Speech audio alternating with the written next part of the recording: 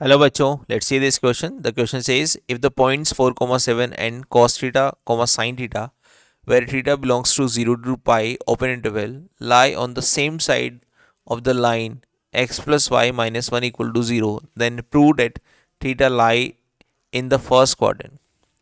देखिए बच्चों, आपको बता रखा है कि ये वाला जो पॉइंट है 4, 7 और दूसरा पॉइंट है cos थीटा, sin थीटा, जहाँ थीटा की आपको रेंज दे रखी है 0 से पाई। ये बोला कि इस लाइन के ये दोनों पॉइंट सेम साइड लाई करते हैं, तो आपको प्रूव करना है कि थीटा फर्स्ट क्वाड्रेंट में लाई करेगा। तो एक कॉन्सेप्ट हम देखते हैं कि अगर हमारे पास कोई लाइन है इस तरह से, और ये कुछ इस तरह के पॉइंट्स हैं ए x1 y1, B x2 y2 और सी x3 y3, x3 y3, इस तरह से। और ये लाइन कोई है हमारे पास A X plus B Y plus C equal to 0। अगर मैं ए और बी की या फिर ए और सी की पोजीशन जानना चाहूँ तो कैसे हम जानते हैं, इस ए पॉइंट को लाइन में रख देते हैं जो बन जाती है a x1 b y1 plus सी, और सिमिलरली बी पॉइंट को भी हम लाइन में रख देंगे तो ये बन जाएगी a x2 b y2 plus सी, इस तरह से। और अगर इन दोनों का प्रोडक्ट पॉजिटिव आ जाता है तो मैं ऐसा बोल सकता हूँ, ऐसा कमेंट बोल सकता हूँ कि A and B lie same side, A and B lie same side of line A X plus B Y plus C equal to 0। और similarly a x1 by1 plus C, A को line में रखने पर और सी को line में रखने पर, अगर इन दोनों का प्रोडक्ट क्या आता है, नेगेटिव आता है, तो ये यहाँ पर मैं कमेंट बोल सकता हूँ कि A and C are opposite side, ये ऑपोजिट साइड होगा ऐसा। तो यहाँ पर तो मुझे सेम साइड दे रखा है, इसका मतलब इस थ्योरम से मुझे इस पॉइंट को इस लाइन में रखना चाहिए। तो 4 + 7 - 1, एक तो ये हो जाएगा, और cos theta plus sine theta, -1, इन दोनों का जो प्रोडक्ट बनना चाहिए वो सेम साइड की वजह से पॉजिटिव बनना चाहिए। तो ये देखिए, ये हमारे पास क्या है, एक पॉजिटिव नंबर, इसको मैं क्रॉस मल्टीप्लाई कर दूंगा इनिक्विलिटी में, तो कोई फर्क नहीं पड़ेगा इनिक्विलिटी के ऊपर। cos theta plus sine theta, ये क्या हो जाएगा, मोर देन 1 हो जाएगा। अब इसको सोल्व करने के लिए हमने क्या किया, √2 से मल्टीप्लाई डिवाइड कर दिया, तो ये हो जाएगा 1/√2 cos theta plus 1/√2 sine theta, और यहाँ पर हो जाएगा मोर देन 1/√2, इस तरह से। √2 से मल्टीप्लाई डिवाइड करने के बाद ये बन जाएगा कुछ ऐसा। भाई साइन 45 क्या होता है भाई, साइन 45 होता है 1/√2। और सिमिलरली हमारे पास कॉस 45 क्या होता है, वो भी 1/√2। तो इस 1/√2 की जगह और इस 1/√2 की जगह मैं साइन 45 या कॉस 45 लिख सकता हूँ।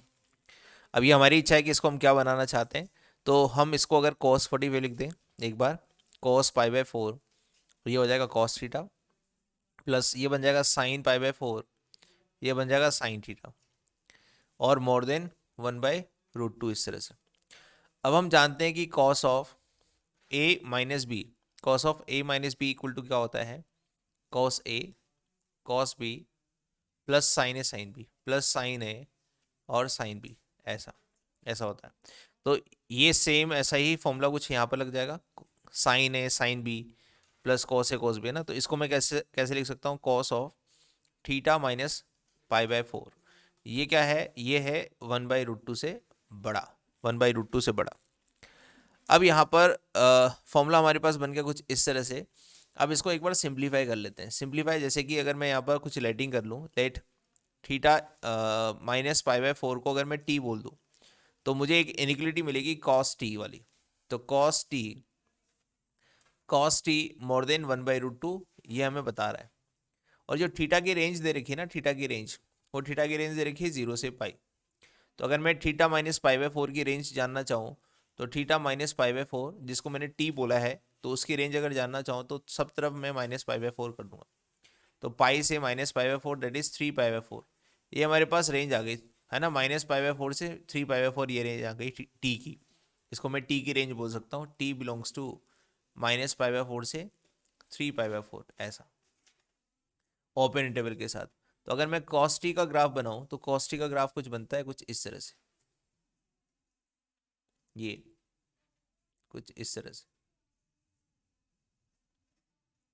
और मुझे क्या चाहिए, cos t 1/√2 से बड़ा चाहिए, 1/√2 से बड़ा चाहिए, तो 1/√2 कहाँ होगा भाई, 1/√2 यहाँ मान लेते हैं, ये इस तरह से, ये 1/√2 वाली लाइन है।